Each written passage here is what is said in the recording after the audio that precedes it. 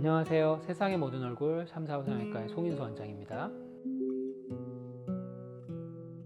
일반적인 한국 사람이라고 치면 대부분은 낮아서 작아서가 제일 고민일 겁니다. 그러면 코가 뭘 넣어서 아니면 그걸 당겨서 길이를 늘리거나 높이를 높여야 되는데, 그러려면 코의 피부가 굉장히 중요합니다. 코를 둘러싼 여러 가지 조직 중에 안쪽에 뼈와 연골은 안쪽에 있는 거고, 그거는 뭐 일부 조작이 가능하지만 많이 변동할 수는 없고요. 겉에 피부는 늘어날 수가 있습니다. 우리가 그걸 이용해서 코를 높이고 좀 늘리고 하는 건데, 피부의 탄력이 사실은 어느 정도냐에 따라서 굉장히 그게 중요하다고 생각하시면 되고요. 또 콧대는 실리콘을 쓴다 그러면 그건 인공물질이니까 얼마든지 공급할 수 있지만, 코끝의 연골은 사실 제한이 있습니다. 그래서 또 내가 갖고 있는 연골의 조건이 또 얼마만큼이냐, 이것도 굉장히 중요하다고 할 수 있습니다. 그래서 코 피부가 잘 늘어날 수 있는 조건, 또 갖고 있는 재료의 폭이 넓은 경우는 좀 성공 확률이 높다, 이렇게 볼 수 있습니다.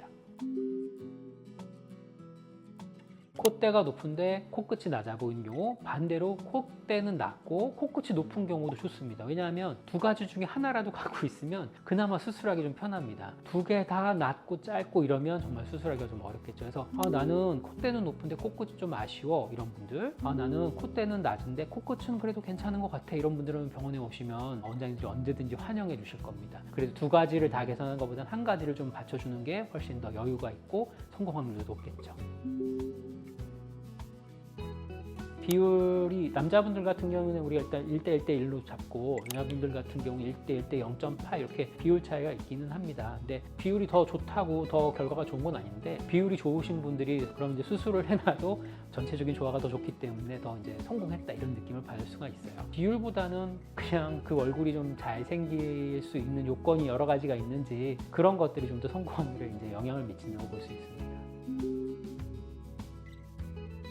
그렇죠. 아까 제가 앞서도 말씀드렸지만 코 피부가 잘 늘어나는 건 좋아요. 근데 이제 여기서 잘 아셔야 될 게, 말랑말랑한 코 피부 중에 연골이 부족해서 말랑말랑한 타입이 있어요. 주먹코라고 해서 우리가 일단 코를 만졌을 때, 특히 코끝을 만졌을 때 안에 연골이 발달이 안 된 경우가 이제 우리 같은 동양 사람 중에 있습니다.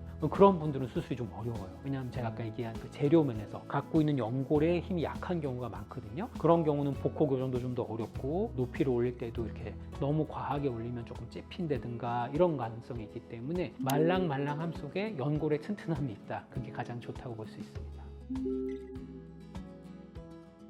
콧대 피부는 너무 얇으면 실리콘이 비쳐 보인다거나 이런 가능성이 있기 때문에 조금 안 좋고요. 코끝 피부는 너무 두꺼우면 안 됩니다. 왜냐하면 이제 두꺼울수록 코가 늘어날 확률이 좀 적고, 그러면 이제 코끝 모양을 높여도 그 부분이 굉장히 어색하게 이렇게 둥글둥글하게 끝나게 됩니다. 한마디로 이제 각이 잘 안 사는 거죠. 그런 경우도 수술하기 좀 어려운 케이스예요. 그래서 피부는 기본적으로 그냥 너무 두꺼운 거보다는 조금 더 얇은 쪽이 좋고, 그 사이 어딘가가 이제 베스트겠죠.